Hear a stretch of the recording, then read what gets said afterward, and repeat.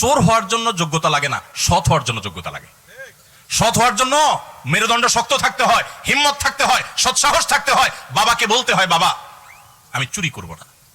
তুমি অসন্তুষ্ট থাকতে পারো, বাবা আমি 2 নম্বর জিনিস তোমাকে খাওয়াবো না। আমাকে অন্যদের উদাহরণ দিবা না, আমাকে সৎ মানুষের উদাহরণ দাও। যুবকরা বলা যাবে না বাবাকে ইনশাআল্লাহ? বেয়াদবি করা ছাড়া সুন্দর ভাই বলা যাবে না। কিন্তু মুশকিল কি জানেন? আমার কথা শুনলে আপনার কপালে দুঃখ আছে। দুঃখ কি বলবো? দুঃখ হলো বিয়ে করার জন্য বউ পাবেন না। আরে বউ পাওয়া তো পরের কথা, নিজের মা বাপের কাছেও বিল পাবেন না। মা বাবা দেখবেন খুশি না, বলবে যে কি একটা ছেলে আমার, কি যে চাকরি করে। বলেন তো, পড়ালেন বলেন তো, হ্যাঁ কি যে চাকরি করে, জামাটাও পাল্টাতে পারে নাই, কি যে চাকরি করে, বাড়িটাও করতে পারে নাই, কি যে চাকরি করে, কিছুই করতে পারে নাই। বাপ মাও বলবে, এলাকাবাসীও বলবে।